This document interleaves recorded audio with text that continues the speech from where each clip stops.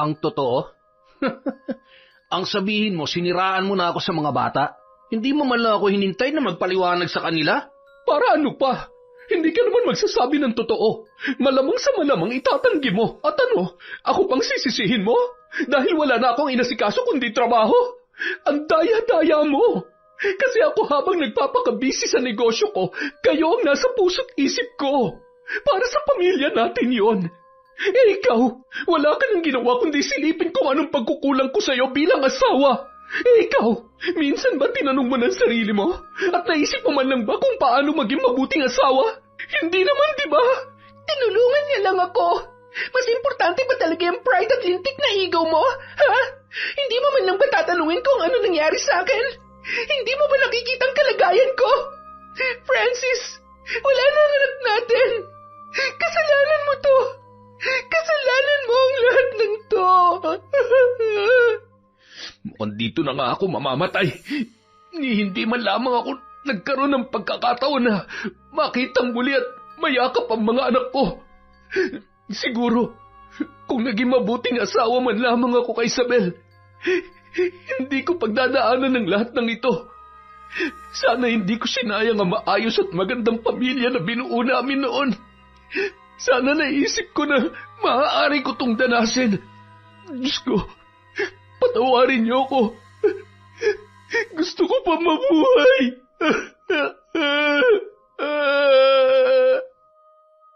Taon 2013, Cavite. Nung mga oras na yun, masayang nag-uusap at naglalambingan sina Diana at Francis. Hinahagkan pa ng lalaki ang kamay ng babae na kilig sa ginagawa ng kanyang kabiyak. Ma'am, hindi niyo po ba sila lalapitan? Grabe si sir. Hindi ko akalain na ganyan pala siya katinikmang babae. Hindi niya man lang ba naiisip na baka may makakita sa kanya? Eh malapit lang to sa opisina nila. Sa tingin mo ba ang ganyang mga tao naiisip pa rin kung anong tama at mali? Wala nang kahihiyan sa katawan ng mga yan. Gusto ko lang silang kunan ng picture para naman may magamit ako laban sa kanila. Ayaw ko namang makipagsabunutan. Katsipan yon. Di hamak naman na mas maganda kayo sa babaeng yan, ma'am. Kahit maligo pa yan ng 5 beses sa isang araw, hindi niya kayo malalamangan. Ay, teka, baka makita po tayo dito ni sir. Oh, tapos, dapat bang tayo pang kabahan at matakot? Oh, oo nga no. Paano ma'am? Ano pong plano niyo ngayon? Iparada mo muna doon ang sasakyan para hindi tayo makita ng mabait kong asawa. Pagkaalis niya, tsaka tayo mamimili ng bulaklak para naman makatulong tayo sa makating kabit niya. Tutal, mukhang malaki naman ang pangangailangan niya. Para naman makabili siya ng kahit konting kahihiyan at delikadesa sa katawan. Kakausapin ko rin siya babae sa babae. Kapag hindi niya tinigilan ang pakikipagrelasyon kay Francis, baka pagsamahin ko na lang sila sa kulungan. Naku, ingat po kayo ma'am. Alam niyo naman ang mga kabit ngayon, mas palaban pa kaysa sa mga tunay na asawa. Baka mamaya nangangagat yan. Huwag ka mag-alala, sisiguruhin ko na hindi aabot sa pisikala ng pag-uusap namin.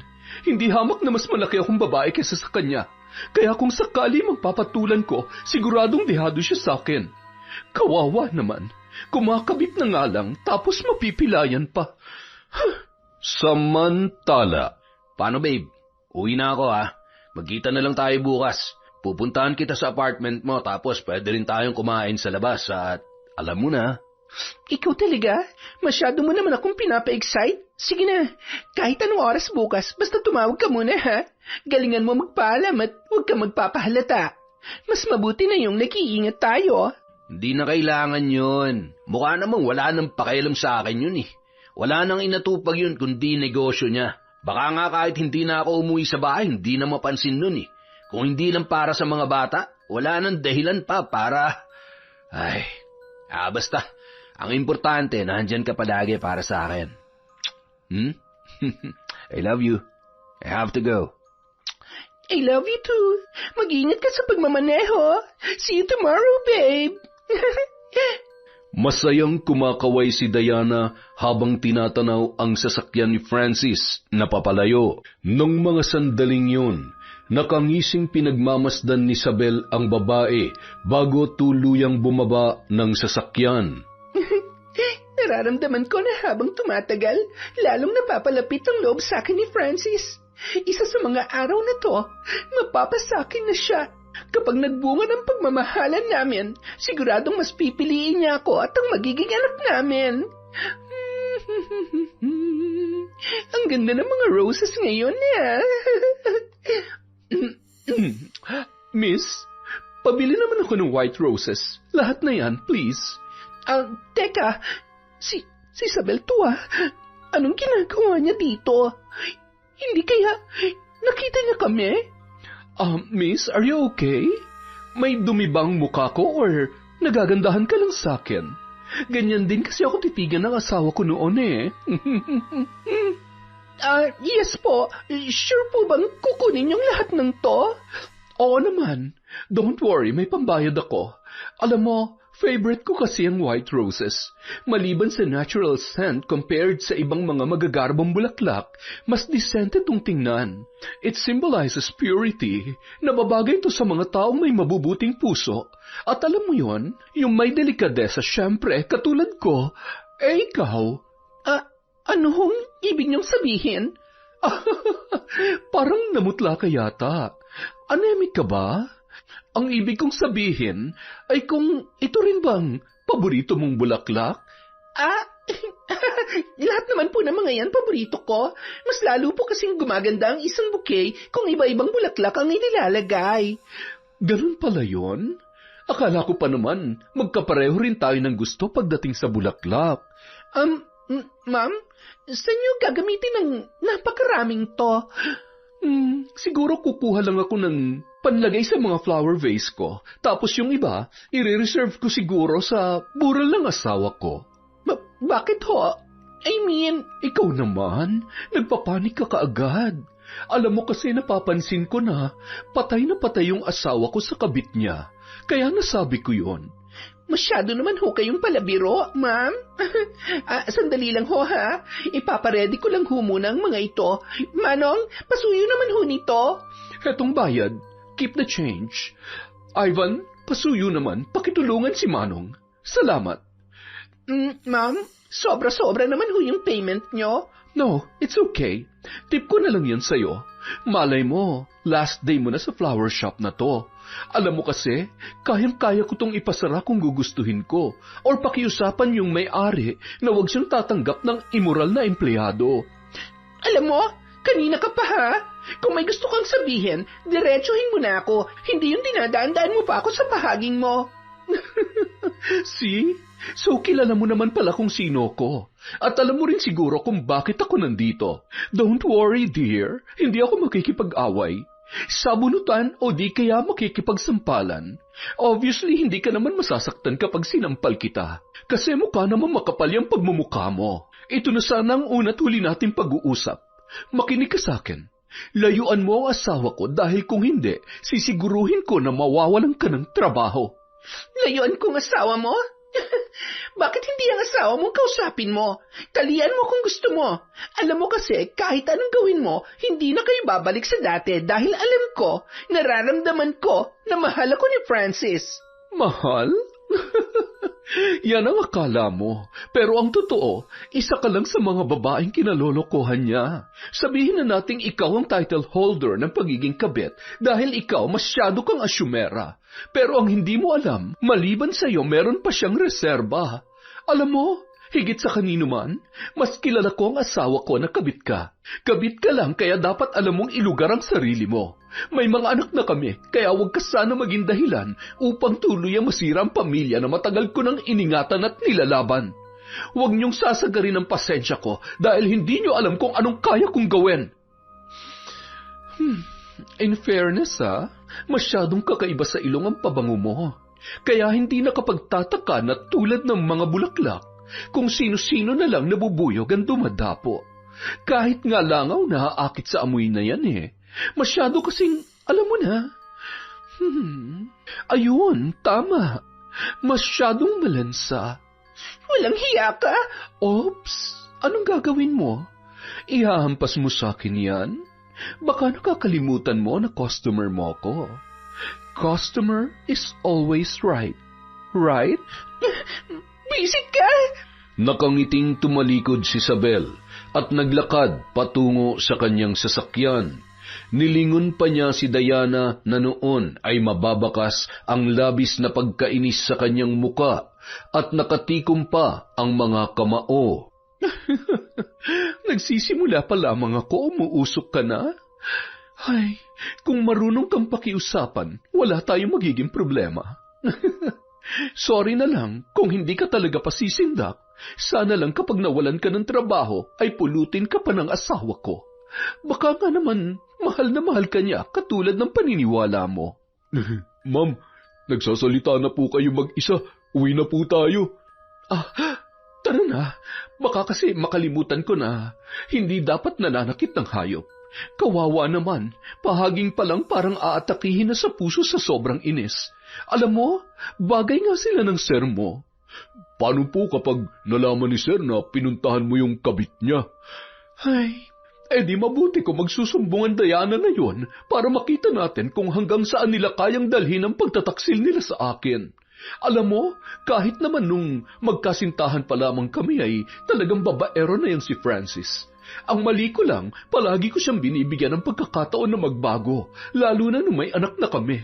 Ayaw ko na nag-aaway kami sa harap ng mga bata. Isa pa, sa dami kong ginagawa sa trabaho, kahit pa ulit-ulit siya, hinahayaan ko na lang.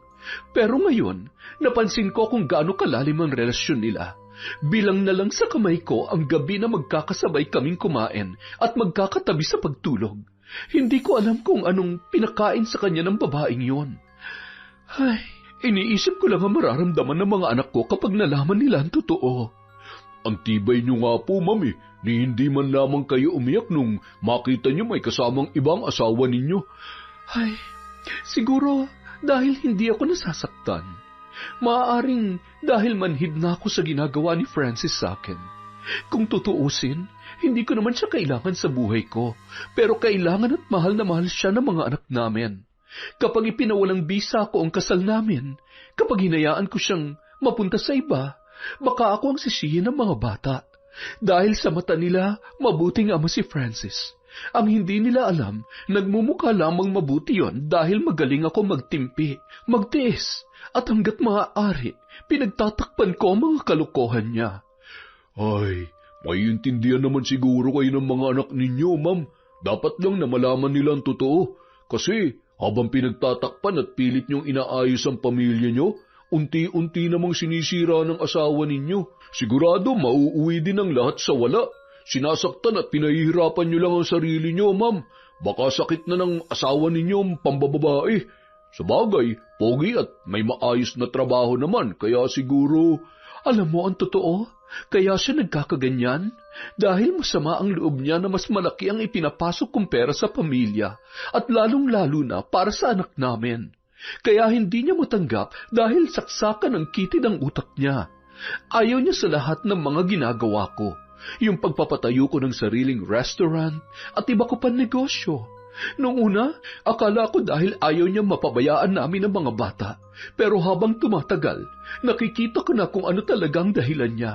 Gusto niya siya ang provider, kaya lang alangan naman tumunganga lamang ako at kalimutan ko ang pangarap ko para sa lintik na pride niya. Ay, hindi sa sinusumbatan ko siya pero habang tumatagal, hindi ko na nararamdaman na may konting malasakit at pagmamahal pa siya sa akin. Pero paano ang mga bata kung tuluyan ko na siyang palalayain? Hindi naman sa nakikialam ako pero baka naman nahihirapan kayo dahil sa kabila ng mga ginagawa niya at disappointments niyo sa kanya, mahal na mahal niyo pa rin po siya, ma'am. Ayos ang English mo, ha? Ay, alam mo kasi, hindi naman talaga nawawala ang pagmamahal. Hinahanap ko lang yung dating Francis na nakilala ko, yung kasama kong nangarap ng isang masayang pamilya. Yun ang pinanghawakan ko, pati na rin ang kasal namin, kaya nagtiis ako para isave ang relasyong ito. Pero ang hirap pala kapag mag-isa ka lang na lumalaban. Sana nga bigyan pa ako ng Diyos ng lakas ng loob, o di kaya bigyan niya na lang ako ng isang malaking dahilan para tuluyan ng sumuko sa aming dalawa. Napabuntong hininga na lamang si Ivan sa awa para sa kanyang among babae. Halos kaedaran niya lamang yon. at masasabi niya na para niya na ring kapatid. Anak kasi siya ng dating family driver ng yumaong magulang ni Isabel. Nung mamatay ang kanyang ama ay siya na ring naging kapalit sa paninilbihan sa buong pamilya. May awa po ang Diyos, ma'am. Lahat po na nangyayari may dahilan. Gaano man ho kasakit ang kasalukuyan, wag ho kayong mawawalan ng pag-asa. Magiging maayos din po ang lahat. Salamat, Ivan. Alam mo, hindi ka na iba sa amin, lalong-lalo na sa akin. Salamat dahil isa ka sa mabuting kaibigan na nasasandalan ko. Tara na, siguradong nasa bahay na si Francis. Gusto ko makita ang reaksyon niya pagdating natin sa bahay. Nang makarating sila sa bahay, sakto namang nasa kwarto ang mga bata at inaasikaso ang kani-kanilang takdang aralin. Nakaupo naman sa sofa habang nanonood ng TV si Francis. Kapag nasa bahay, hindi yun humahawak ng cellphone upang hindi mahalata na may iba siyang kinikita at karelasyon. Mahal, saan galing ang mga yan? Bakit ang dami mong biniling bulaklak? Natuwa lang kasi ako dun sa tindera sa flower shop. Yung malapit sa office nyo. Nagagawi ka ba doon? Hindi. Ano naman ang gagawin ko ron? Sayang. Akala ko pa naman kilala mo siya.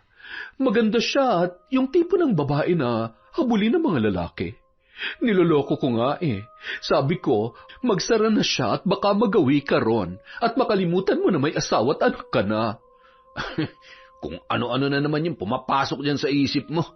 Ay, sobrang dami naman yan, puro puti pa. Daig pa may patay. Nagsasayang ka lang ng pera eh. Di, pwede na to para sa iyo, mahal. I mean, para sa darating mong birthday kung magpapaparty ka. Next week naman na yon. Pwede pa to. Ipe-preserve ko lang. Okay lang naman siguro, no? Kaya lang, mukhang mahilig ka sa mas fresh. Di bale, ako nang bahala sa mga to at saka paminsan-minsan gusto ko naman magsayang ng pera. Katulad ng iba. Alam mo yung asawa ng bagong chef na hinire ko? Maganda sana ang trabaho, kaya lang yung kabit ang nakikinabang eh. Ay, alam mo, Sabel, huwag mo akong dinadaan sa pagpaparinig mo. Iniisip mo ba na nambababae na naman ako?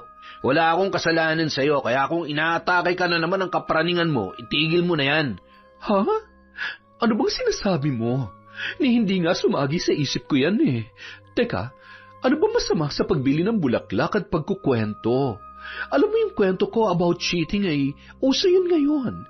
Siya, kalimutan mo na ang mga sinabi ko. Excited na kasi akong i-arrange ang mga to sa mga flower vase. Yung iba, dadalhin ko na lamang sa restaurant. Mukhang hindi mo naman bete eh. Ibahatang bulaklak yung gusto mo. Nung mga oras na yon, napakunot noon na lamang si Francis na may halong kaba. Hindi kaya pinuntahan niya si Diana? May alam na ba siya tungkol sa amin?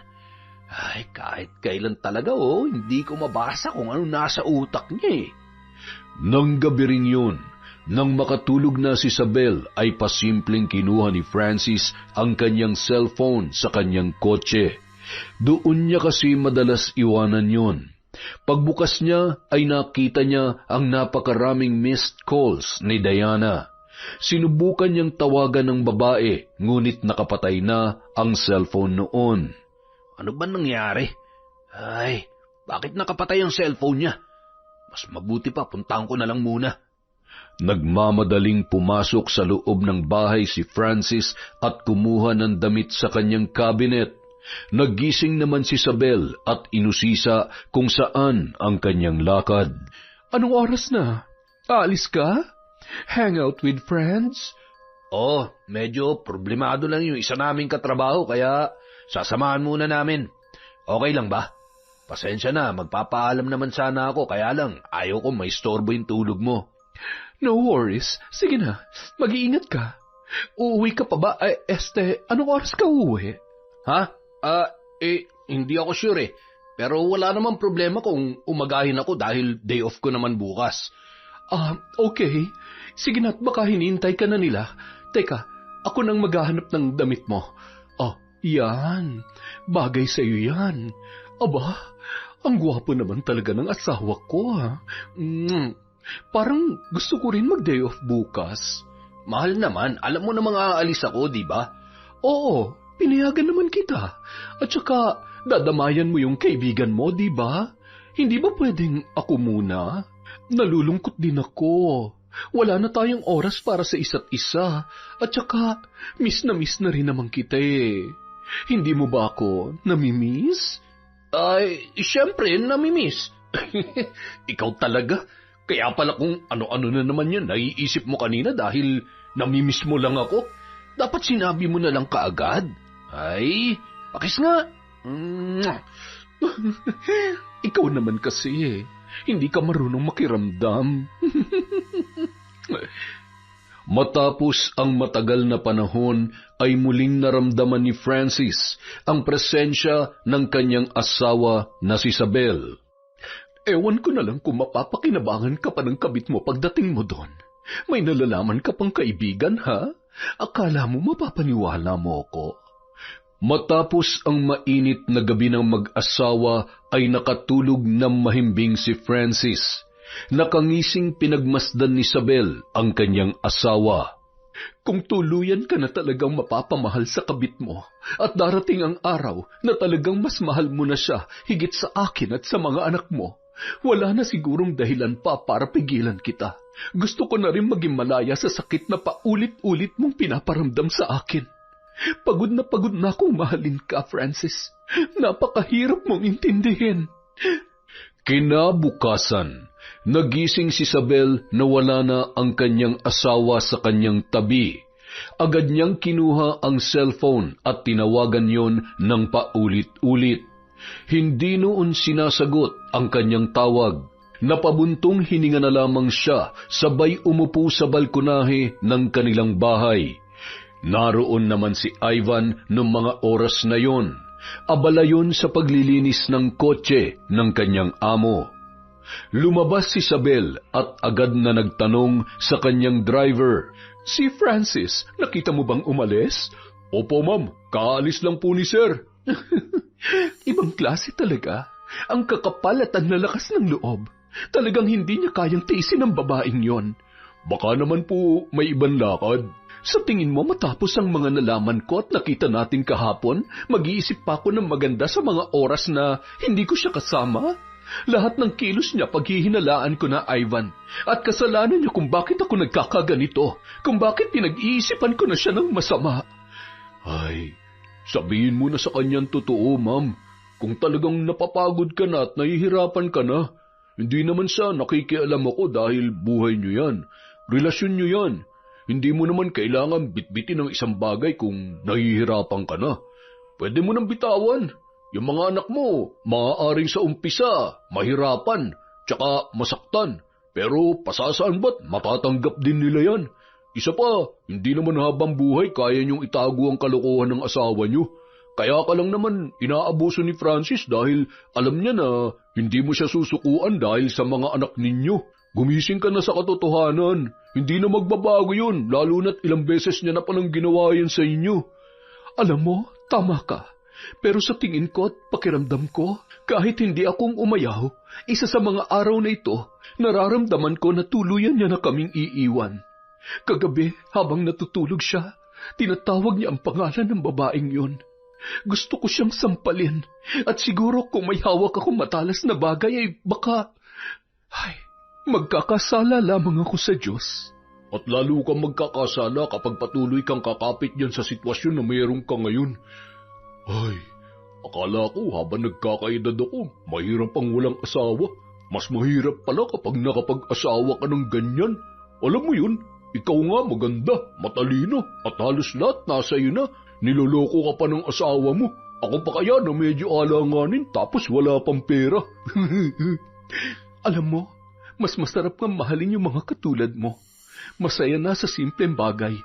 Hindi tulad ng iba, kahit ibigay mo na lahat, hindi pa rin magiging sapat.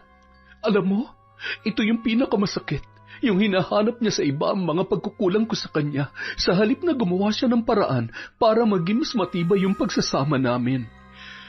Ay, sige na, tapusin mo na yung ginagawa mo. Mamaya ilalabas ko ang mga bata. Magde-day off na lang din ako. Si Kuya Sander na lang muna ang bahala sa restaurant. Alam niya ba tungkol sa inyong mag-asawa? Hindi pa. Alam mo naman kung paano magalit yon. Baka kung ano pa magawa niya kay Francis. Alam mo rin kung gaano ako kamahal ni Kuya. Masyado ka talagang mabait. Lagi mo na lang iniisip ang kapakanan ng iba. Paminsan-minsan isipin mo rin yung sarili mo. Hindi naman masama na unahin ang sarili. Oo na, salamat. Bilisan mo na dyan nang makaalis na agad at makauwi rin na maaga. Hindi mo na ba hihintayin si Sir Francis? Hindi na, bakit pa? Doon na lang siya sa kabit niya. Kesa naman kasama namin siya pero si Diana naman na nasa isip niya. Nakakahiya naman sa kanya. Ayaw nga sagutin ang tawag ko eh. Samantala. Malay ko ba namang napakamaldita pala ng asawa mo? Paano na lang kung maraming customer? Paano kung bumalik siya sa flower shop at ipaya ako? Siguro mas mabuti pang itigil na lang natin to. Kesa naman mag-iskandalo dito ng paulit-ulit yung asawa mo o di kaya mawalan pa ako ng trabaho ng dahil sa kanya. Babe, ang kailangan lang natin ay mag-ingat. Kung kinakailangan na hanapan kita ng ibang mapapasukan na trabaho o di kaya naman ay... Basta, ako na lang kayang bahala sa'yo. Hindi naman kita pababayaan eh. Talaga? Gagawin mo yun for me? Pero paano kung dumating ang araw na tuluyan niya na tayong paghiwalayin? O kung ano man pinaplano niya? Babe, kaya mo ba akong protektahan laban sa asawa mong yon? Oo naman. Diana, mahal kita. Sa iyo ko lang naramdaman na maging masaya ng ganito. Mahal na mahal kita at hindi ko nahahayaan pa mawala ka sa akin. Huwag ka nang pumasok sa flower shop na yon para hindi ka niya guluhin pa. Natatakot din ako para sa kalagayan ko ngayon. Bakit? Hindi ka ba naniniwala sa mga sinasabi ko? Nagdududa ka ba sa pagmamahal ko sa iyo? Hindi yan ang ibig kong sabihin. Alam ko namang mahal mo ako pero anong laban ko? Kasal kayo, may mga anak kayo. Kung sakaling magkakaanak tayo, anong mangyayari sa amin? Babe, ipinapangako ko, kung anumang kahihinatnan ng lahat ng to, tatanggapin at paninindigan ko ang relasyon natin hanggang dulo. Kaya kong talikuran ng lahat para sa'yo. Ganun ka kaimportante sa akin. Huwag ka nang umiyak. Mabuti pa lumabas tayo. Mag-mall tayo para mabawasan yung stress mo. Kain tayo sa labas, ha? Sige na, maligo ka na kaya. Hindi mo ba ako sasabayan? Maihindian ba naman kita? Matapos maggayak ng dalawa, agad na ring umalis ang mga yon, gamit ang kotse ni Francis na regalo pa sa kanya ni Isabel. Masaya silang naglakad-lakad sa mall at ipinag-shopping pa ni Francis ang kanyang kabit. Samantala, habang papasok ang dalawa sa isang restaurant, biglang napaatras ang paa ni Francis nang makita ang kanyang mag-iina. Ngunit bago pa man sila makaalis ay agad na tumakbo papalapit sa kanya ang kanilang bunsong anak. Daddy, join us! Buti po sumunod kayo. Sino po siya? Anak, Jed, may business meeting si Dad. Balik ka muna sa table natin, please. Okay po. Sorry po, Daddy. Sinundan ni Isabel ang tila ba nalungkot na si Jed habang naglalakad pabalik sa upuan nito.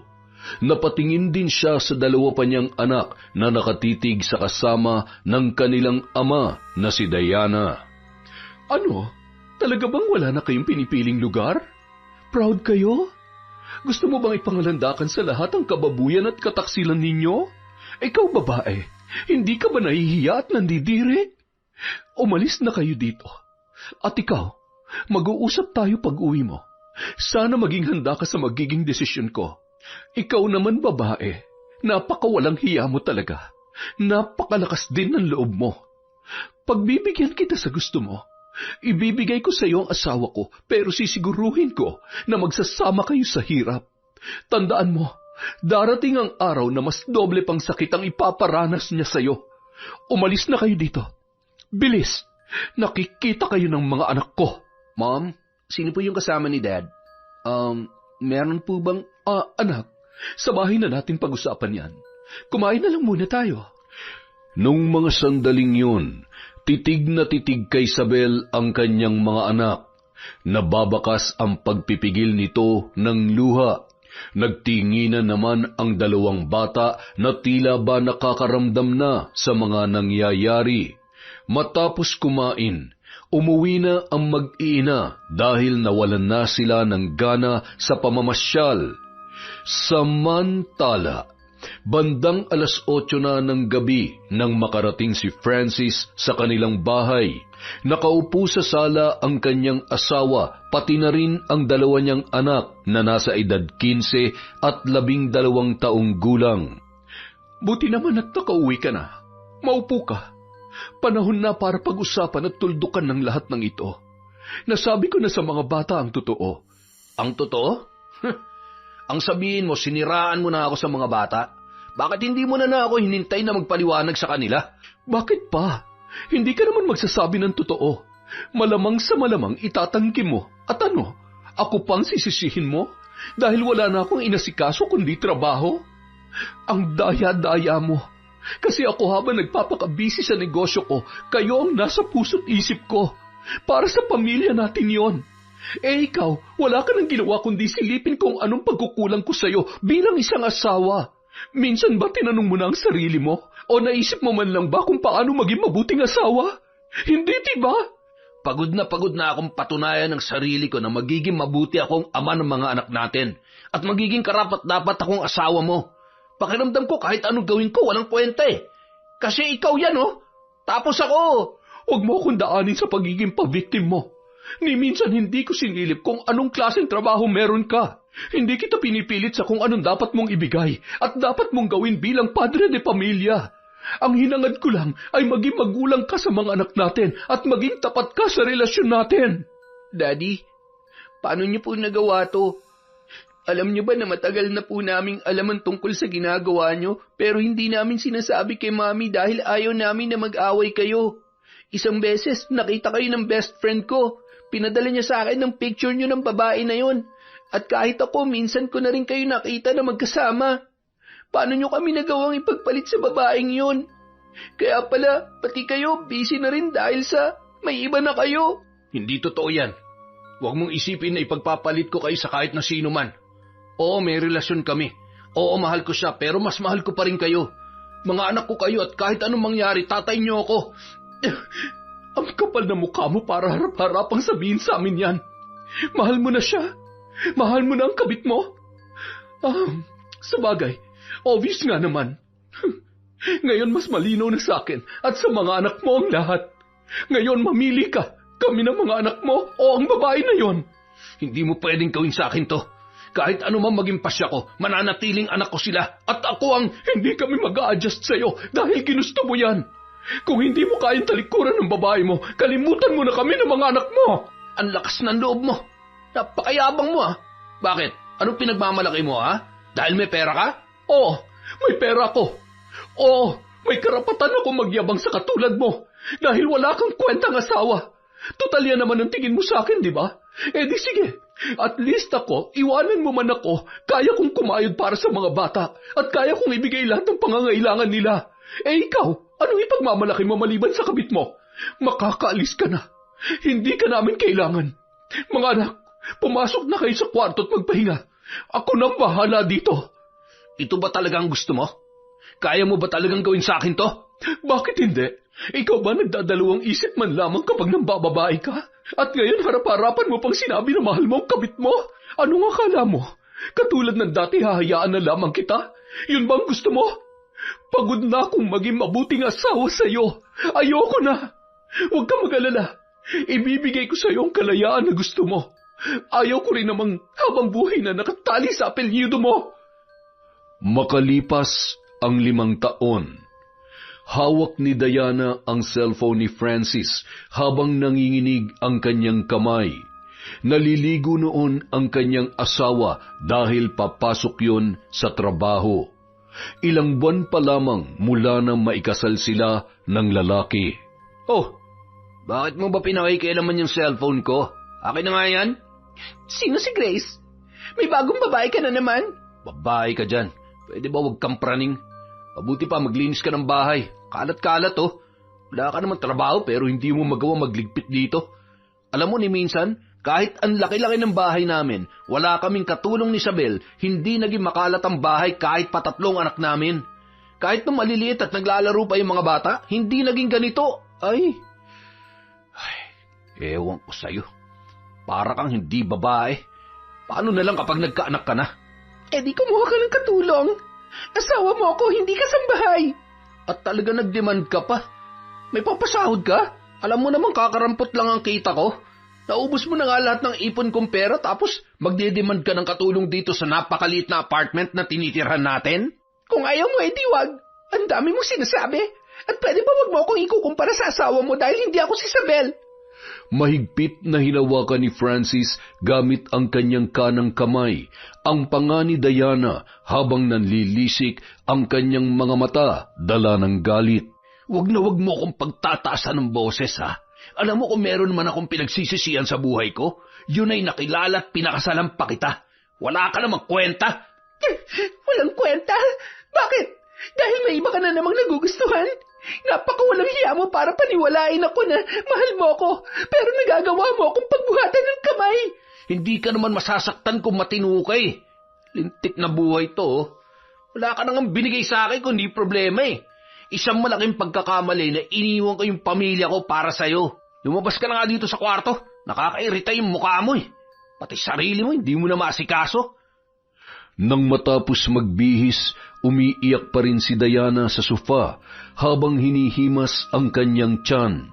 Papalabas na ng pinto si Francis nang muling magsalita ang kanyang asawa. Baka naman pwede kang mag-iwan ng pera. Pandagdag lang pampacheck up ko sa OB. Lagpas 1 linggo na mula nung pinababalik ako ni Doc pero wala ka pa rin binibigay na... Eh di gumawa ka ng paraan. Hindi lahat iaasa mo sa akin para bang ang laki-laki ng sahod ko. Wala ka naman talagang pakialam sa akin. Buntis ako. Francis, sa oras na malaman ko na ng bababae ka, mapapatay kita. Kayo ng kabit mo. Nung araw ding yun, matapos makahiram ng pera sa kapitbahay si Diana, ay tumungo siya sa ospital para makapagpa-check up. Habang naglalakad sa hallway ay naramdaman niya ang pagsakit ng kanyang tiyan. Gayon din ang pag-agos ng dugo sa kanyang mga binti. Kasabay noon ay ang panlalamig ng kanyang katawan at unti-unting pandidilim ng kanyang paningin. Bago pa man natumba ay nasaluyon ng isang babae na noon ay pasyente rin sa ospital na yon. Miss, gising!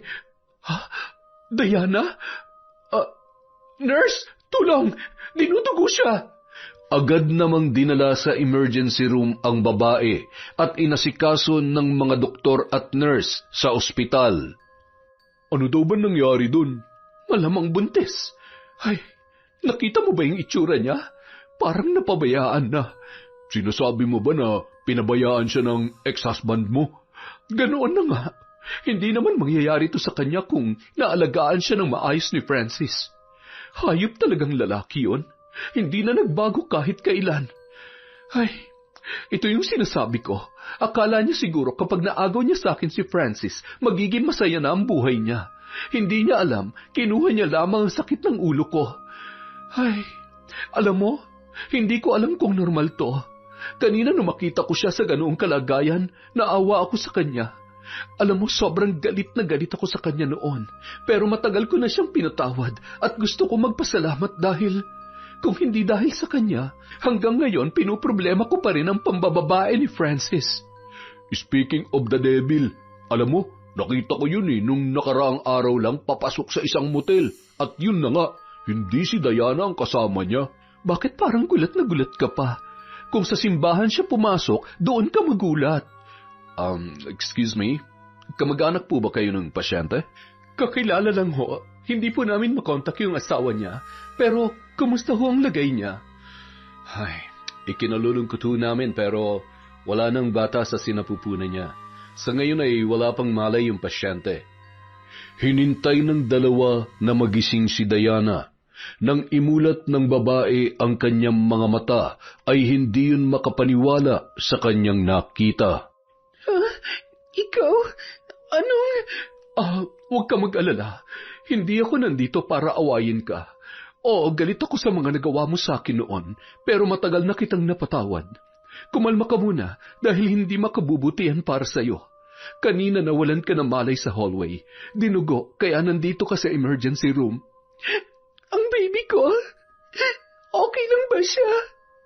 Hintayin na lang natin ang doktor na magpaliwanag sa'yo. Ivan, pwede mo bang tawagin si Doc? Nang bumalik si Ivan ay kasama na noon ang doktor. Maingat na ipinaliwanag ang pagkawala ng bata na dulot ng matinding stress. Hindi. Hindi totoo yan. Alam kong malaki ang kasalanan ko sa Diyos, pero bakit sa ganitong paraan ko kailangan pagbayaran ng lahat? Walang kasalanan ng anak ko. Siya na lang ang meron ako, Isabel. Sabi ko naman sa iyo hindi mo pa lubos na kilala si Francis. Hindi siya responsable katulad ng inaakala mo. Higit sa lahat, uunahin niya ang sarili at ang pampababae niya. Nagkataon lang na matibay ang loob ko at kaya kong sarili ko, kaya magkaiba tayo ng pinagdaanan. Hindi sa sinusumbatan kita pero hindi sana mangyayari ang lahat ng to kung nakinig ka sa akin at pinili mong gawin ang tama. Ay, hindi na natin kailangan balikan ang mga nangyari noon, pero sana ngayon maisip mo ang naging resulta ng mga maling desisyon mo. Baka sakaling nakahanap ka ng lalaki matino at karapat-dapat sa'yo kung hindi ka kumabit noon kay Francis. Araw-araw kong pinagbabayaran ng kasalanan ko sa iyo. Mula sa panginsulto, pananakit, pagkukumpara at pambababae niya. Patawarin mo ako. Okay na ako.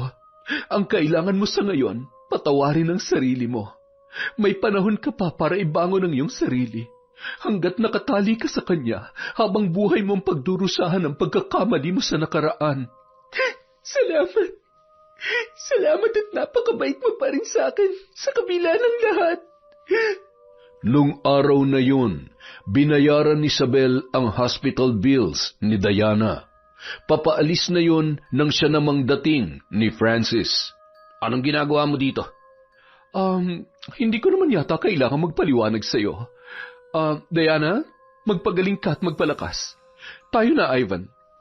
Nang makaalis si Isabel at Ivan ay agad na nilapitan ni Francis si Diana at mahigpit na hinawakan ang braso kung saan nakatusok ang swero nito. Aray ko! Ano ba? Nasasaktan ako. Anong ibig sabihin nun, ha? Anong ginagawa dito ni Isabel? Anong karapatan mo magalit? Mabuti pa nga si Isabel, may pagmamalasakit sa amin ng anak ko, pero ikaw, nasan ka ng mga oras na kailangan ka namin? Nasa babae mo? Manahimik ka. Sagutin mo ang tanong ko. Pinagkakaisahan niyo ba ako? Ipinapahiya mo ba ako sa babaeng yon? Ano gusto mo mangyari, ha? Tinulungan niya lang ako. Mas importante ba talaga yung pride at lintik na ego mo, ha? Hindi mo man lang ba tatanungin kung ano nangyari sa akin? Hindi mo ba nakikita ang kalagayan ko? Francis, wala na yung anak natin. Kasalanan mo. Kasalanan mo lahat ng to. Ano? Teka, bakit akong sinisisi mo? Kung iningatan mong sarili mo at naging mabuting ina ka, hindi sana mawawala yung bata. Alam mo, tanggapin mo na lang na hindi pa para sa atin yun. Hindi yung sinisisi mo ako. Grabe ka. Seryoso ka ba? Anong klaseng ama ka ba? Masaya ka dahil wala kang panibagong responsibilidad o dahil na naman sa bago? Ano? Mahal mo na naman? May iba ka na namang kinalolokohan, hayop ka? Excuse me, pwede po bang tsaka na lang po ninyo pag-usapan ng personal issues nyo? Nakakaabala na po kayo at hindi makabubuti sa lagay ng mga pasyente namin. Nang sumapit ang gabi ay hinayaan ng lumabas ang mag-asawa. Pinayagan naman yon dahil wala namang naging komplikasyon at impeksyon. Nasa 2 buwan pa lamang ang ipinagbubuntis ni Diana. Mahigpit na ibinilin na lamang ng doktor ang mga dapat gawin upang maiwasan ang patuloy na pagdurugo, kasabay ng mga gamot na dapat nitong inumin. Naggulat naman si Francis na wala nang dapat pa siyang bayaran sa ospital. Alam mo, hindi ka talaga nag-iisip. Pinamumukha mo ba kay Isabel na irresponsable ako? Napakahina talaga ng utak mo, kaya tignan mo yung nangyari sa'yo. Wala talaga akong mapapala sa'yo eh. Ay, isang napakalaking pagkakamali na pinakasalampa kita. Habang nasa wheelchair, nakatingin lamang sa kawalan si Diana at patay mali siya na lamang sa mga sinasabi ng kanyang asawa. Makakaganti rin ako sa'yo. Sisiguruhin ko na magsasama-sama tayo sa impyerno kasama ang bago mong babae. Napakasinungaling mo. Napakasama mo. May araw ka rin sa akin. Inihatid na lamang siya sa bahay ni Francis at pagkatapos ay binilhan siya ng makakain. O ayan, kumain ka. Hindi yung iyak ka ng iyak dyan na para kang inaapi. Paborito mo naman yung lugaw, di ba? May itlog pa yan. Pwede rin yan para malamnan yung sikmura mo. Ayan, 1,000. Hahabol ako sa seminar namin kaya ilang araw ako mawawala. Seminar? Talaga ba? Huwag ka na masyadong maraming sinasabi. Pakang kita dyan eh. Tsaka huwag mo nang dagdagan yung init ng ulo ko. Baka kung ano pa magawa ko sa'yo ha. Nagmamadaling tumungo si Francis sa kanilang kwarto. Bit-bit ang isang bag na may lamang damit. Agad na rin yung umalis at tila ba hindi man lamang nag-aalala sa kalagayan ng kanyang asawa. Samantala, si Diana naman, habang kumakain ng lugaw ay patuloy sa pag-agos ang kanyang luha. Kahit saan kayo magtago ng kabit mo, hahanapin ko kayo. Gagawin kong miserable ang buhay niyo. Makalipas ang 1 linggo, hindi pa rin bumabalik sa bahay si Francis, hanggang sa napilitan na si Diana na magmanman sa labas ng opisina ng lalaki at sundan kung saan yun umuuwi. Doon ay nalaman niya na isa pala sa mga katrabaho nito ang bago niyang kinakasama. Isang araw, hindi napigilan ng mga gwardya si Diana na umakyat sa opisina ng kanyang asawa. Nagkatinginan ang lahat nang tumambad yun sa tapat ng desk ni Francis. Ano? Nagtataka ba kayong lahat kung bakit ganito ako at ganito ang itsura ko? Ngayon malalaman niyo ang totoong kulay ng asawa ko na matagal niya nang itinatago sa likod ng maamoy niyang muka.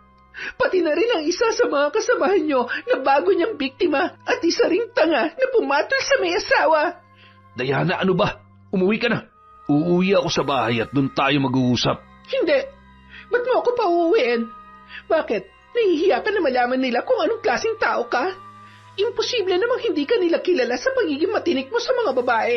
Kapag hindi ka pa umalis dito, ako ang kakaladkad sa'yo palabas. Di kaladkarin mo. Ipakita mo sa kanilang lahat kung ano ka talaga. Pero bago yon, may mas gusto muna akong kaladkarin. Ikaw, wala kang puso, malandi. Hindi ko kayo patatahimikin at sisiguruhin ko na pareho kayo mawawalan ng trabaho. Kayong dahilan kung bakit namatay ang anak ko. Ilang sandali pa, pinakiusapan na yon ng mga gwardya na lumabas. Galit na galit si Francis noong mga oras na yun, lalo na nang makita niya kung paano siya pinagtitinginan ng kanyang mga kaopisina. Anong tinitingin-tingin niyo, ha? Buhay namin to. Wala kayong pakialam. Nanatiling nakayuko naman ang bagong babae sa buhay nito na si Grace, dala ng matinding kahihiyan. Hayop ka, Diana. Inuubos mo talagang pasensya ko, no? Humanda ka sa akin. Kinagabihan, habang iniimpake ni Diana ang kanyang mga gamit, nakapagpasya na kasi ang babae na umuwi na lamang sa probinsya nila sa Quezon, kung saan nakatira ang kanyang lolo Bert. Halos 1 dekada na mula nang mapadpad siya sa Maynila, kaya matagal ng panahon na hindi sila nagkita. Hindi niya rin alam kung buhay pa ang naturang matanda Ama yun ng kanyang ina at yun na rin ang nagpalaki sa kanya, pati ang yumaong lola niya na namatay ilang buwan lamang bago siya magpasya na makipagsapalaran sa Cavite. Maaga kasi siyang naulila sa tunay na ina at may ibang pamilya na rin ang kanyang ama. Nang matatapos na siya sa kanyang pag-iimpake, bigla na lamang siyang may nakita na anino mula sa kanyang likuran. Francis, anong ginagawa mo dito? Talaga nagtanong ka pa? Ha? Papatayin kita. Hindi lang trabaho na wala sa akin. Sinira mong reputasyon ko. Ni hindi mo ako binigyan ni katiting na kahiyan.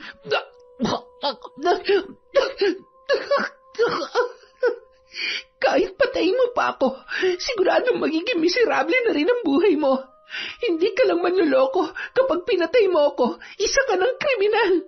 Akalain mo, hindi mo lang kayang manakit. Kaya mo rin pumatay dahil demonyo ka talaga. Mula sa bulsa ay kinuha ni Francis ang kanyang balisong at pinaikot-ikot pa yon sa kanyang kamay. Said na ang pasensya ko sa'yo.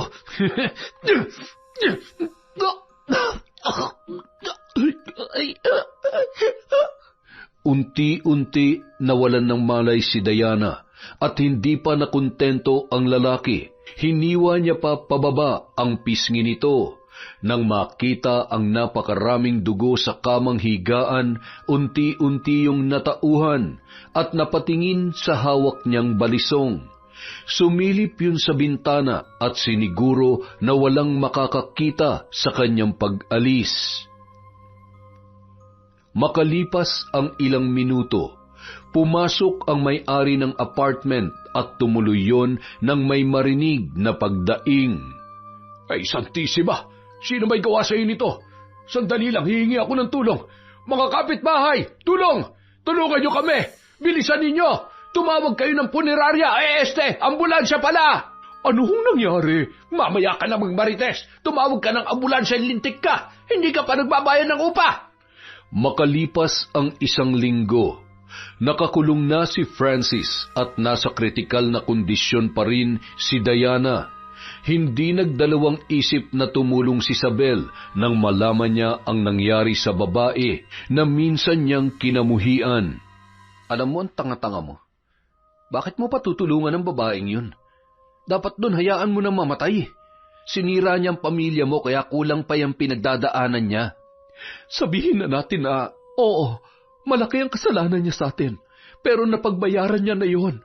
Mula sa pagmamaltrato sa kanya ni Francis at pagkamatay ng anak niya.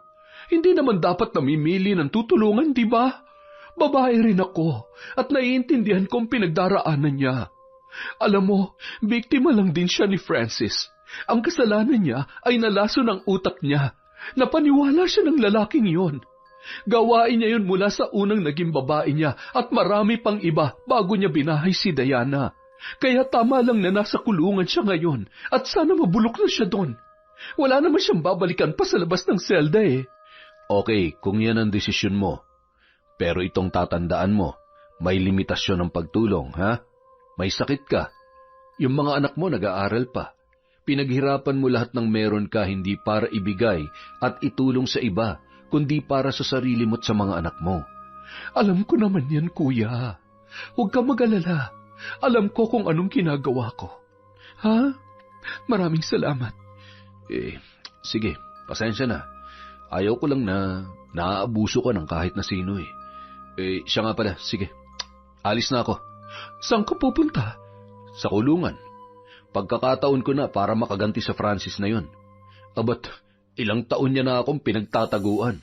Di ba sabi ko sa kanya, sa oras na saktan ka niya, sisiguruhin ko na puwet niya lang ang walang latay. Kuya naman, hayaan mo na yon. Siguradong binugbog na yun ang mga kasama niya sa kulungan o pinagsamantalahan. Hindi ako papayag na hindi niya matikman tong kamao ko. Sabi mo nga sa akin, huwag ka mag-alala, alam ko ang ginagawa ko. Matigas din talagang ulo mo, no? Siyempre, kanino ka pa ba magmamana? Ay naku, kuya talaga. Makalipas ang isang buwan, tuluyan nang naging maayos ang kalagayan ni Diana. Sa tulong pinansyal ni Isabel, makakauwi na rin siya sa kanyang probinsya. Sobrang nahihiya ako sa'yo. Hindi ko alam kung paano ako makakapagpasalamat. Hindi ko alam kung hanggang kailan ko sasabihin ang salitang patawad kapag nakikita kita. Pero, salamat. Utang ko sa'yo ang buhay ko. Sa dinami-dami ng tao, ikaw pa na nasaktan ko ng sobrang siyang tumulong sa akin. Hindi ko makakalimutan ang kabutihan mo. Magpagaling ka para sa mga anak mo. Cancer lang yan. Lumaban ka. Oo naman. Basta kalimutan mo na nangyari sa nakaraan. Bilang babae, karapatan nating mabuhay na may kapayapaan ng isip. Alam mo, kahit ako napapatanong kung bakit kailangan nating pag-awayan noon ang isang lalaki na wala namang kwenta at sakit lang ng ulo natin. Sige na, aalis na kami ni Ivan. Mag-iingat ka sa biyahe. Makalipas ang mahabang biyahe ay tuluyan ng nakarating si Diana sa bahay ng kanyang lolo at nadatnan niya yon na nagkakape sa labas ng bahay. Habang pasipol-sipol pa, bigla naman yung niyapos ni Diana na mahigpit na mahigpit. Ay, bastos! Sino ka ba? Bakit mo ako niyayakap? Taken na ako, iha! Lolo naman, si Diana po ito, ang apo ninyo. Diana? Apo? Ay, Diyos ko! Anong mabuting hangin ang nagtangay sa'yo pabalik dito? Ay, teka, bakit may tahi ka sa muka? Ano nangyari dyan? Sino lentik na may gawa sa'yo niyan, ha? Ay, Diyos ko! Ang maganda kong apo! Ang dami-dami yung nangyari. Hindi ko lubos maisip na pagdadaanan ko pero may malaking dahilan po para bumalik ako dito maliban sa makita ko kayo at makasama. Gusto kong ipaghiganti ang pagkawala ng anak ko at ang pagtangkang pagpatay sa akin ng isang tao na hindi ko mapapatawad kahit palumuha siya ng dugo. Nang mailahad ni Diana ang mga nangyari, hindi nagdalawang isip ang kanyang lolo na tumulong sa kanyang apo. Tumungo sila sa kaibigan nitong kilalang mabagsik na mambabarang. Dalaginding pa lamang si Diana ay kinatatakutan na ang matandang dalaga na yon sa kanilang baryo. Ibigay mo sa akin ang mga gamit na kakailanganin ko upang malaya kung may sa katuparan ang kahilingan mong pasakitan at kitlin ang buhay ng lalaki na umabuso sa iyo. Heto ho ang mga larawan at ito naman ho ang damit niya. Sapat na ho siguro yan para mapatay natin siya. Ay, guwapo ah. Ay, sayang naman ito. Kaya lang kung babaero ay hindi nga naman kailangan paghinayangan. Kalasan natin ang itlog at kaligayahan upang hindi na makapaghasik ng masamang lahi. Gawin mo lahat upang malintikan ang hayop na yan. Pagkatapos ay tunasin mo na. Siguruhin mo na bawat minuto ng buhay niya bago siya malagutan ng hininga ay daig pang kinakatay ng buhay. Abat, mas marunong ka pa kaysa sa akin. Alam mo namang ayaw ko sa lahat ay yung pinangungunahan ako. Lumayas ka nga muna dito at iwan mo muna kami ng apo mo. Eh, teka, ano pati yung napakapanghi? Hindi ka na naman ba naliligo, Berto? Saksakan ka ng dugyot. Hoy, naligo ako noong isang araw. Baka naman sarili mo yung naaamoy mo. Manahimik ka kung ayaw mong tahiin ko yung bibig mo ng karayom kung mas mahaba pa dyan sa ano mo. Naligo daw hindi naman nagpapalit ng salawal. Elementarya pa lang tayo, gawain mo na yan. Ay, kung gaano ka katakot magpatuli ay siya rin takot mong maligo araw-araw. May sakambin ka yata. Ay, saksakan pa rin ng dahas yan dila mo. Apo, maiwan na kita rito at baka hindi ako makapagpigil ay mapatulang ko itong... Ay, kung pwede lang magpalit ng kaibigan ay ginawa ko na. Ay, hanggang ngayon hindi pa rin talaga kayo nagbabago. Nagbabangayan pa rin kayo ni Lolo. Masanay ka na. Alam mo naman na kasama kong lumaki ang lolo at lola mo. Kaya normal na lamang sa amin yon. Paano? Sisimulan ko na ang ritual. Hintayin mo na lamang ako dito at babalitaan kita, ha? Pagsapit ng 3 araw, mula ng gabing isinagawa ng matandang si Lola Anita ang ritual, Tumungo si Grace sa kulungan. Labis naman na ikinagulat ni Francis ang itsura noon. Napakaraming malalaking butlig sa muka at nagsusugat ang labi. Kitang-kita na rin ang anit sa ulo nito dahil sa sobrang nipis ng kanyang buhok. Kasalanan mo to. Siguradong ipinabarang na ako ng demonyita mong asawa. Sana hindi na lang kita nakilala. Sinira mo lang ang buhay ko. Ginusto mo rin naman yun, di ba? Ginusto natin pareho yan. Isang pagkakamali na pumatol ka sa tulad mong manloloko at isang kriminal. Mamatay ka na rin sana. Pagsapit ng gabi, hawak-hawak ni Francis ang kanyang tiyan. Labis kasi ang paghilab noon at pananakit na hindi niya maintindihan. Hanggang sa pakiramdam niya ay punong-puno ng hangin ang kanyang tiyan. Napaupo siya sa simento sa loob ng selda nang biglang nawalan ng lakas ang kanyang mga paa. Kasabay noon ay ang paglobo ng kanyang tiyan. Ilang sandali pa, napahiyaw yon nang makaramdam ng sobrang hapdi sa maselang bahagi ng kanyang katawan. Hinubad noon ang salawal at nagtawanan naman ang mga kasamahan nito sa pag-aakala na nasisiraan na ng bait si Francis. Nanlaki ang mga mata noon nang makitang punong-puno ng surot at kulugo ang kanyang mga hita. Ano ba yan, nakakadiri? Binabarang ka, no? Yan na nga ba sinasabi ko eh. Di ka kasi makontento sa isa. Yan! Manyakis ka eh, no? Mapala mo. Huwag kang mag-iingay at dadaing. Pagod ako ngayon. Baka magpahinga ka nang wala sa panahon. Sinasabi ko sa'yo, Sir, ilabas nyo nga ito dito. Ilipat nyo muna. Hindi kami patutulogin ito eh. Inilipat naman si Francis sa isang makipot at madilim na selda. Ilabas niyo ako dito. Ayaw ko dito. Madilim. Tulungan niyo ako. Habang humihiyaw ay napatigil yon nang may marinig na boses na noon ay humahalakhak at umiiyak na sanggol. Tama na. Tigilan niyo na ako. Nagsisisi na ako sa mga kasalanan ko. Hindi pa masamat na ipinakulong niyo ako.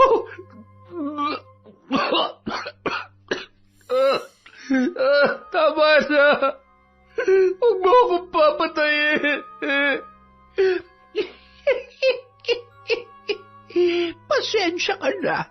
Napagutusan lamang ako. Ganyan talaga ang buhay. Kung naging mabait ka lang, ay hindi masasayang ang pagiging magandang lalaki mo. Hindi ka pa sana mamamatay at hindi ka sana nahihirapan ngayon. Ay, hindi pa man lamang ako nangangalahati ay mukhang bibigay ka na. Nag-uumpisa pa lamang akong makipaglaro sa iyo, Otoy. Kapag inaatake ng sobrang sakit, ay nawawalan ng malay si Francis hanggang sa magising siya na hindi niya na maalala ang nangyari. Isang umaga, nagising na lamang ang lalaki na halos wala nang makita. Pakiramdam niya namamaga ang kanyang mga mata at nagdidikitan ang nana at pilik mata. Namumula at namamaga na may sugat at nana ang kanyang buong muka. Ang leeg niya naman ay mayroong butas na may mga pumipilansik na uod at mga garapata.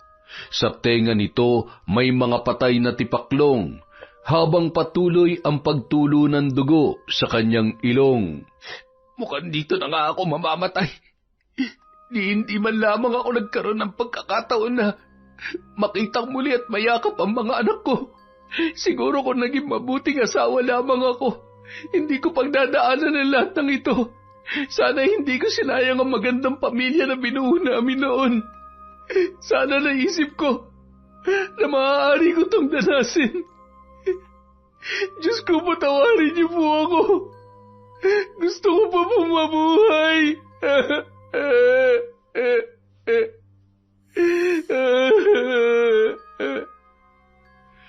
Makalipas ang isang araw, isang babae naman ang noon ay nawarak matapos masagasaan ng isang truck sa harap ng isang ospital kung saan nagtatrabaho si Francis.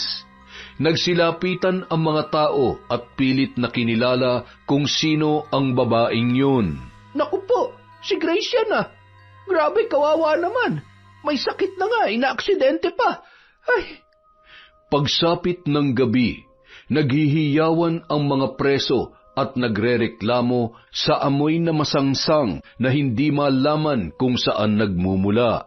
Nang tingnan nila sa kanyang selda si Francis ay nadatnan nila yon na naghihingalo na, naliligo sa sariling suka habang nabubulok na ang iba't ibang parte ng kanyang katawan, ni hindi na makilala ang itsura noon. Hindi naman malaman ni Isabel kung bakit sa unang pagkakataon ay nagawa niyang dalawin ang kanyang dating asawa matapos niyang gumaling sa sakit na cancer. Nadatnan niya pa sa ganoong kalagayan si Francis. Ano nangyari? Bakit siya nagkakaganyan? May sakit ba siya? Ma'am, ang sabi ho ay hindi normal ang sakit niya. Mukhang binarang ho dahil tingnan niyo naman. Sigurado po ba kayo na kaya niyo pa ang amoy? Isabel, patawarin mo ako. Sana'y mapatawad rin ako ng mga anak natin. I'm sorry. Napatulala na lamang si Isabel noong mga oras na yun, habang pinagmamasdan ang kanyang dating asawa na nalalagutan ng hininga at tinanggal sa seldang yun upang agad na dalhin sa punerarya. Matapos maasikaso ang bangkay kasama si Ivan, ay agad rin silang umuwi. Tama naman ang ginawa ko, hindi ba? Tama nang hindi ko ipaalam sa mga anak ko ang nangyari. Ayaw ko maapektuhan sila kapag naalala ulit nila ang walang hiya nilang ama. Ay, ipagdarasal ko pa rin siya na sana mahanap niya ang kapayapaan kung nasaan man siya ngayon. Kapayapaan? Pinakremate mo na tapos masusunog pa sa impyerno? Paano magiging payapa yun? Ay, pero tama lang. Okay na mga anak mo. Okay ka na rin. Eh siya nga pala, balita ko lang, namatay daw yung pinakahuling kabit ni Francis. Saan mo naman nakuha yung chismis na yan?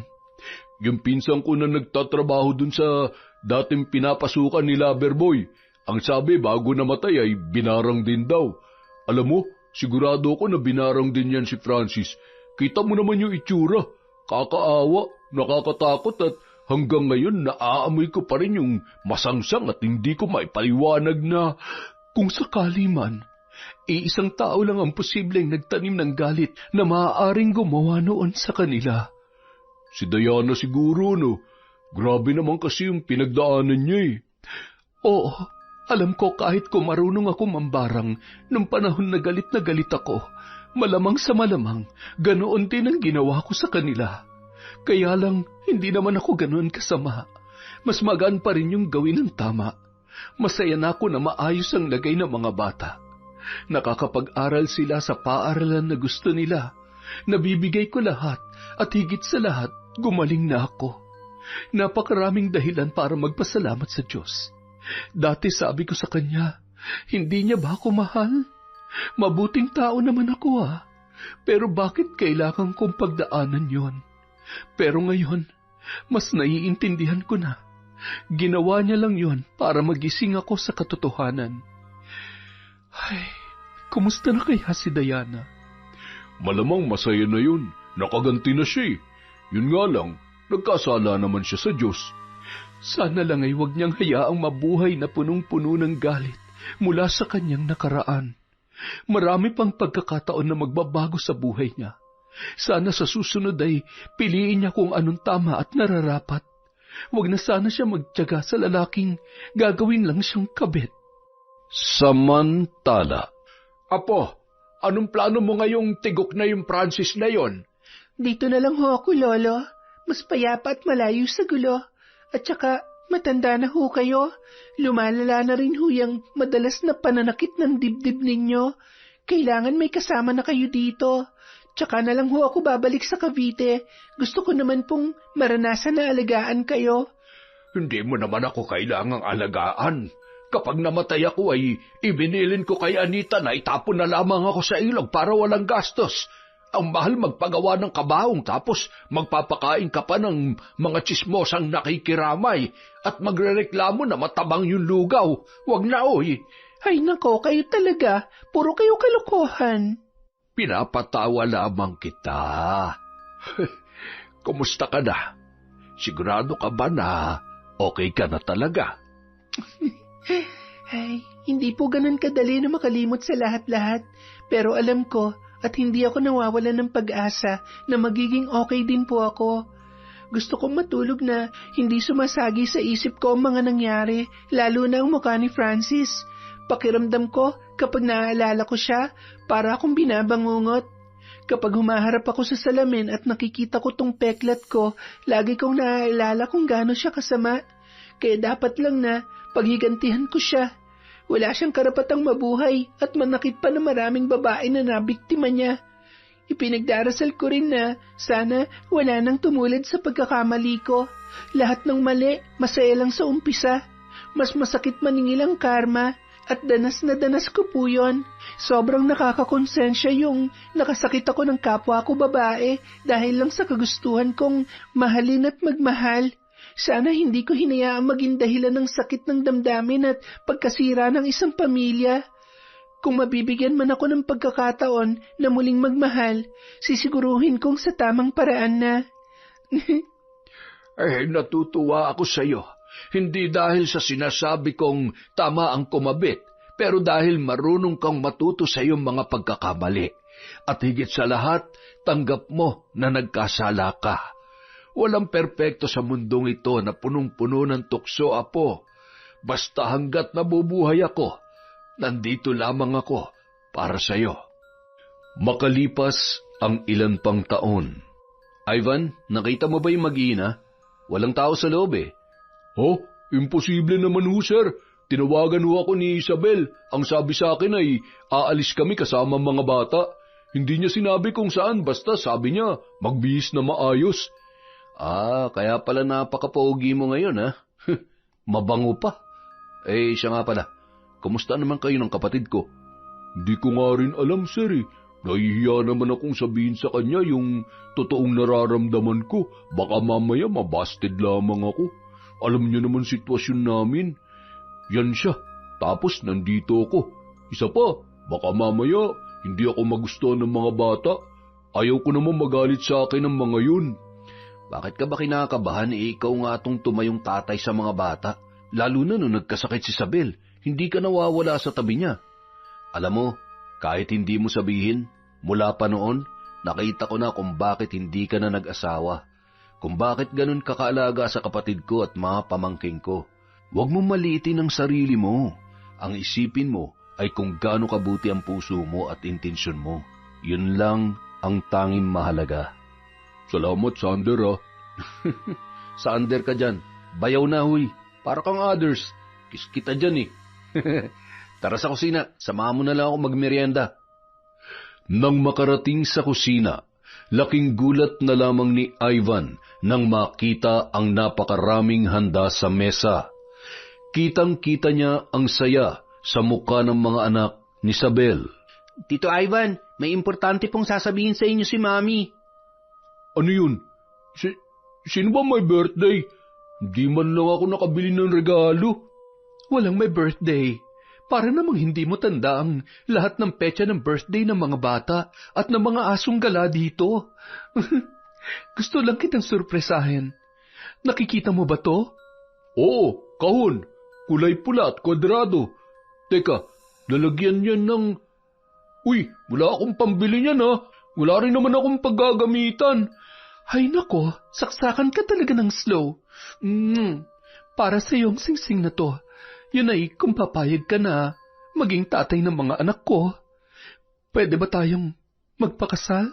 Ako? Seryoso ba? Teka, di mo naman siguro ako pinipikot, no? Wala naman sigurong mali kung tatanggapin ko to. Pero kung sakaling magbabagong isip mo, isasanla ko na lang to. Sira ka talaga. Ano, sasagutin mo ba ang tanong ko o hindi? Oo naman. Yes, pakakasalan kita. Ibibenta ko lahat ng alaga kong baboy, manok at mga lupa na naipundar ko para lang mapakasalan ka. Ay nako, hindi na kailangan dahil hindi ko kailangan na magharbong kasal. Oo mo lang ang kailangan ko. Kunin mo ang susi at ngayon din ay pupunta tayo sa munisipyo. Nang makarating ng munisipyo ay agad naman nang sinimulan ng mayor ang seremonya ng kasal. Ipinapangako ko na mamahalin kita hanggang sa huling sandali ng buhay ko. Mahal na mahal kita, Sabel, pati na yung mga anak mo. Ikaw ang pinakmatapang at may pinakamagandang puso ng babae na nakilala ko. Wala kang pagsubok na hindi kinaya kaya alam ko na magiging mabuting asawa ka sa akin. At ako naman, alam mong wala naman akong ibang may pagmamalaki kundi ang pagmamahal ko sa iyo at pangakong sasamahan kita sa bawat pagsubok at kasiyahan. Tanggapin mong singsing na ito bilang tanda ng pag-ibig at katapatan ko. Ops, sandali labang. Mamaya pa po yan, sir. Ivan, hindi ko kailangang isa-isahin ang dahilan kung bakit natutunan kitang mahalin sa kabila ng takot dahil sa mga nakaraan ko. Araw-araw tinuturuan mo ko magmahal, maging matapang, ngumiti kahit gaano man kahirap ang aking pinagdaraanan.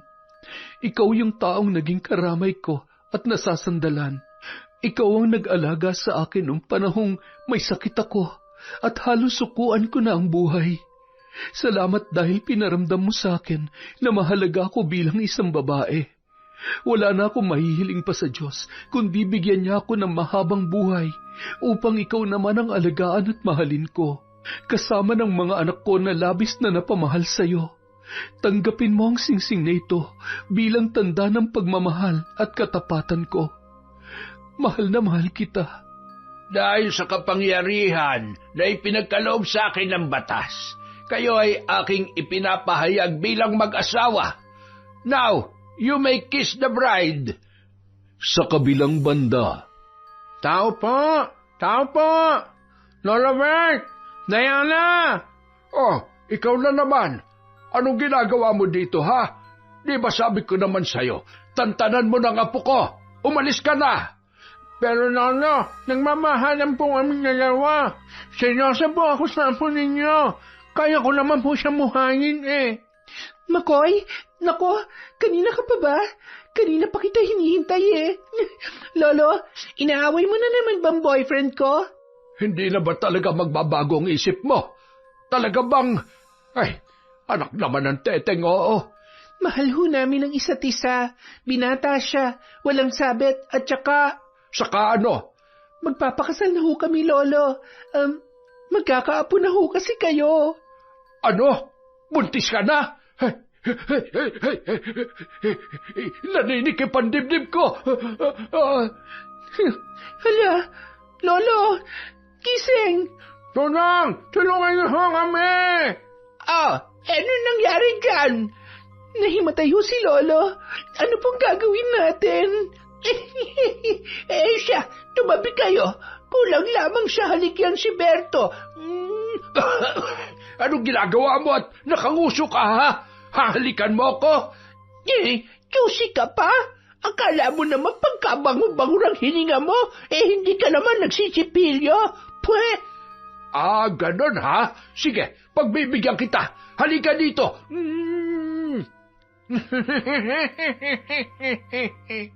Yun! Isa na naman pong malupit na kwento mula sa kwentong Enteng. Maraming salamat po sa inyong pagtsatsaga. Dahil dyan, meron na naman tayong shout out. Simulan po natin kay Monica Nieves. Hi po kay Kim Bara, kay Catalea Soto, kay Josie Aniban. Hi kay Kat Burglar Cutie, kay Finky Rusi 14. Hi din po kay Jack 20M. Hi din po kay Jerlyn Arbado, kay Ruby Rose, kay Warlene Montalban, Hello po kay Chris Alcantara, kay Luz Viminda Rapaz, kay Cresilda Sotil, kay Papa Opong, Weng, Windy, Arnold, Mama Lol, AJ, Boss Boyet, Madam Rose, Janine, Jania, Jerry, Kawin, Nene, Mike, Leonard, Joven, Gian, Monding, Toto, Angie, Vincent, Yael at Tantan. Hi din po kay Realme, kay Betty Velasco, kay Medelina, kay Sydney Crosswind. Hi kay Pureza Tagiwalo, kay Corazon Ortega, kay Febe Ranyada. Hello din po kay Wendy, kay Rosalie Clemente. Happy birthday po kay Abel Hipolito sa January 13th from Roslyn Jimenez. Hi po kay Chuchay Kulit. Hello din po kay Irma Umali, kay Mercedita Balana Reyes, kay Milrose Galvez, kay Yasden Love. Hi kay Gina Magallon from Danica Orbita, kay Robert Crimen, boss. Hi din po kay Denden, Loloy, Liza May from Emma Gaper. Shout out kay Winnie Belnas, kay Pearl Lee Shell. Hi din po kay Rolly Tulabing, kay Nora Festin, sa tahian nila Ma'am Vicky Nokomora sa Towerville Street, Aldava. Hi po kay Yasmin Bautista, kay Daphne Kate Leonora Lugina from your magandang nanay na si Mami Arian Leonora.